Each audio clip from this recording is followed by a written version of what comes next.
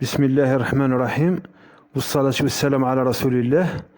Donc on va essayer de pratiquer la deuxième vidéo. Nous avons déjà vu dans la vidéo 1 la méthode de la création de la base de données par la méthode code SQL ou encore Structured Query Language. Et on va entamer la deuxième vidéo consacrée à la création d'une base de données gestion de notes par la méthode interface graphique. Avant tout, on va essayer de donner d'une manière brève la définition de la méthode Merise. Les étapes qui sont appliquées dans la vidéo précédente sont basées sur la méthode Merise, bien sûr. Alors la méthode Merise, c'est l'abréviation ou bien la dérivation de M, méthode, E, étude, R, réalisation, I, informatique, S, système, E, entreprise. C'est une méthode qui permet de schématiser un problème et pour la réalisation des projets bureautiques. وهي عبارة عن طريقة النجاح في المشاريع في مختلف الإدارات الجزائرية أو المؤسسات والتي ترتكز على واحد التبسيط c'est-à-dire la simplification اثنين العقلنة c'est-à-dire le raisonnement ثلاثة التطبيق c'est-à-dire l'application ou bien l'exécution وهي تعتمد على تألية البرامج في مختلف المصالح c'est-à-dire automatiser en quelque sorte des projets. Autrement dit, la méthode Merise permet de schématiser un problème, c'est-à-dire le passage d'un problème réel à un problème informatique. بمعنى الانتقال من برنامج فعلي أو حقيقي إلى برنامج في الإعلام الآلي. Voilà tout simplement la définition de la méthode Merise.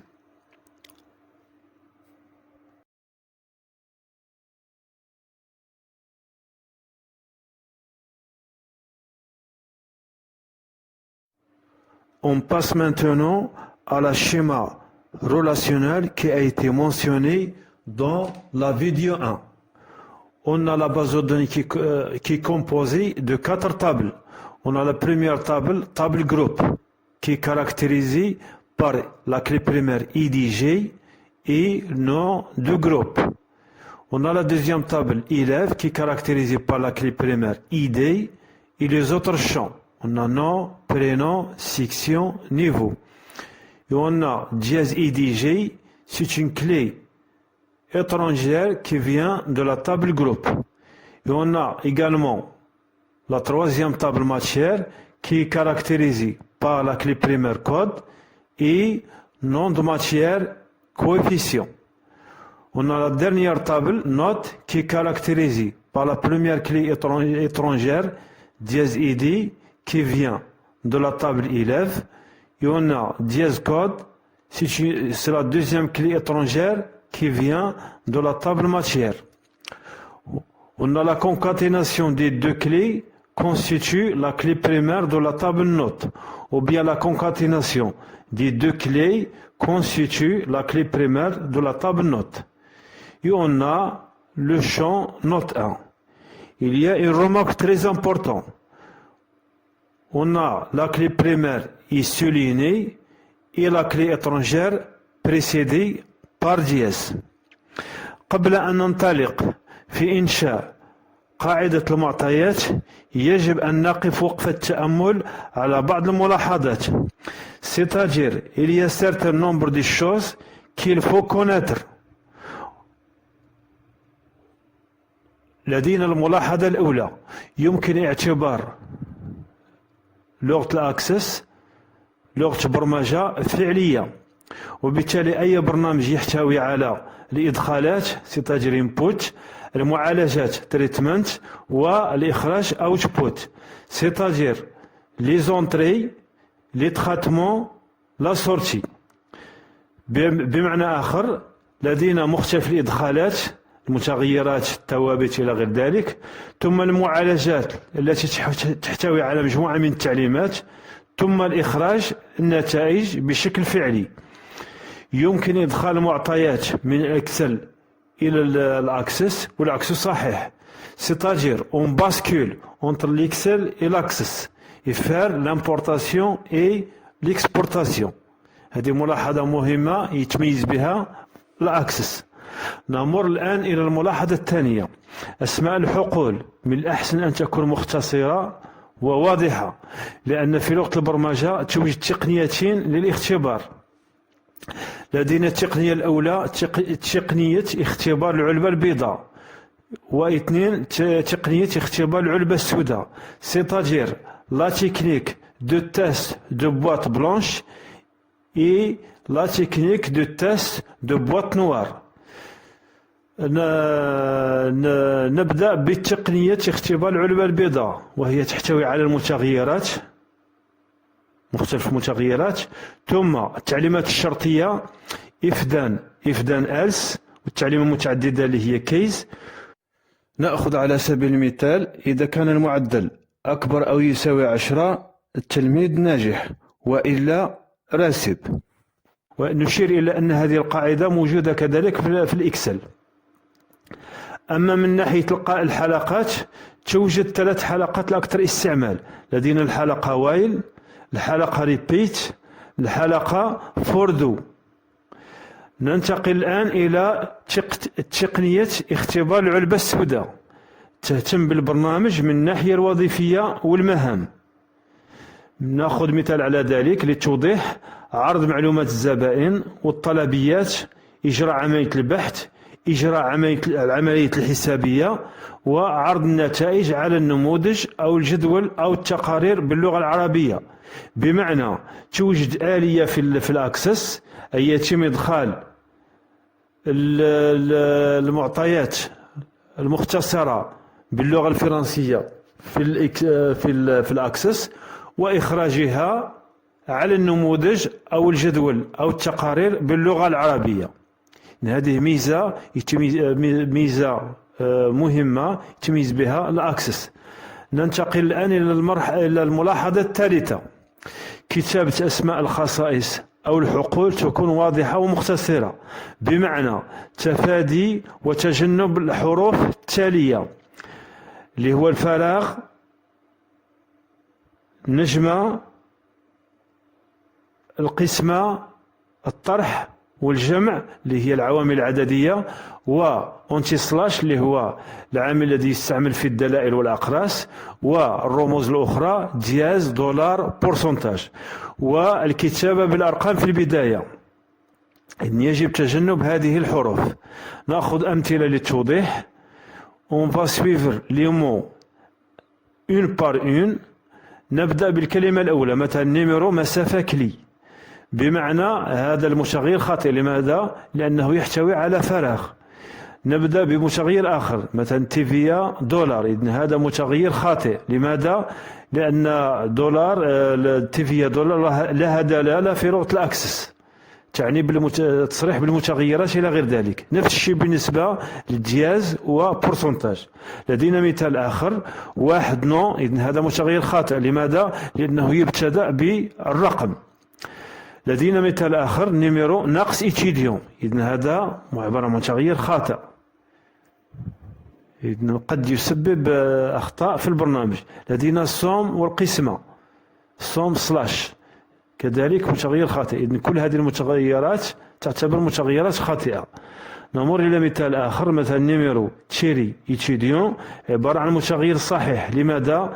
لأن التشيري هذا عبارة عن ملمس رقم 8 من لوحة المفاتيح، سي لا توش 8 دو كلافي. إذن هنا نفصل بين الكلمات اللي هي نيميرو وإتيديون. لدينا مثال آخر، نوت 2 عبارة عن متغير صحيح لأنه يبتدأ بحرف. فوالا.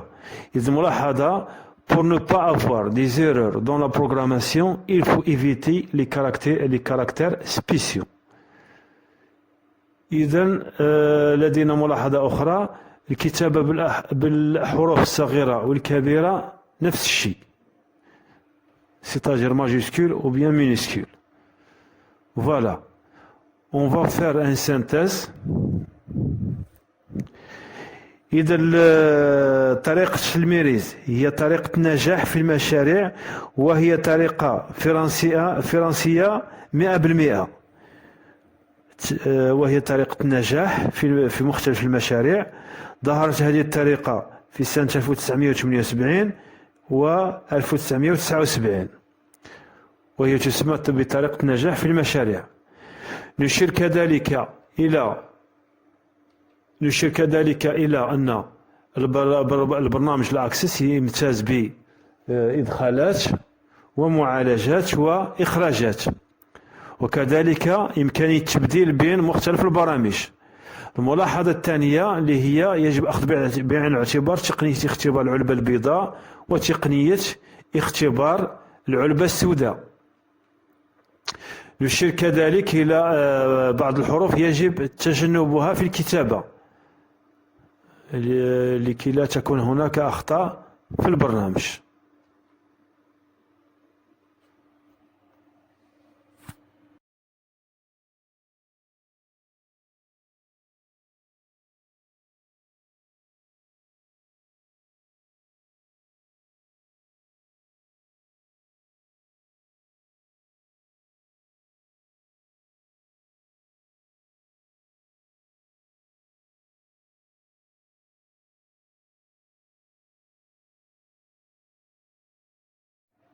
On passe maintenant à la description de la base de données.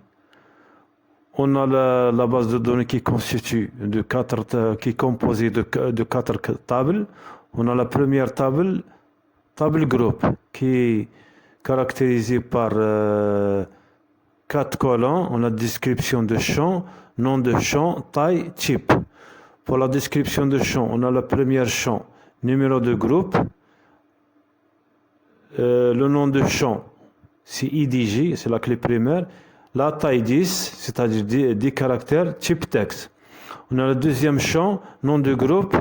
Le nom de champ, c'est nom de groupe, caractérisé par 20 caractères, c'est-à-dire la réservation mémoire, et type texte. On a la deuxième table élève, qui est caractérisée par numéro d'élève.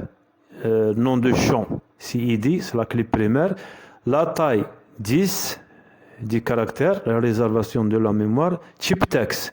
De même pour nom, prénom, section. Les tailles sont 50, 50, 30 et de type texte. On a le niveau c'est un type entier, c'est-à-dire la réservation c'est 2 octets dans la mémoire. On a numéro de groupe, c'est IDG, qui est la taille 10 caractères, de type texte. On a la troisième table matière, qui est caractérisée par code matière, la taille 10, type texte. On a le nom de matière, nom de champ, nom matière, taille 50, c'est-à-dire 50 caractères, et type texte. On a les coefficients, c'est type entier, la réservation 2 octets dans la mémoire. On a la dernière table note, qui est caractérisée par le nom de champ, c'est ID, la première clé étrangère, taille 10, type texte. On a la deuxième clé étrangère code, qui est caractérisée par taille 10, type texte. On a la première note 1, type réel, qui est caractérisée par 4 octets dans la mémoire. La réservation, c'est double par rapport à les entiers. Voilà. Quand on crée les tables dans l'Access, on obtient le modèle physique de données, c'est-à-dire un PD. بتعبير أدق، عند إنشاء قاعدة المعطيات بشكل فيزيائي يتم تجسيد هذه القاعدة بمعنى التمثيل بالمحتوى، c'est-à-dire en français la représentation avec données، أي الحصول على النموذج الفيزيائي للمعطيات، c'est-à-dire un PD. معناتها نتحصل على الشكل الفيزيائي إن صح التعبير والمحتوى. إذا نشكل ما يسمى بالنموذج الفيزيائي أو النموذج الفعلي. إذا عمل تطبيقي الذي سوف نقوم به إن شاء الله، قم بإنشاء قاعدة معطيات على حسب المواصفات المذكورة باستعمال الجداول السابقة. إذا لدينا 4 جداول سابقة بمواصفاتها. On va préparer Inch'Allah ou bien pratiquer un vidéo s'articule sur la création de bases de données, gestion de notes par la méthode interface graphique. C'est l'objectif de la 3e vidéo.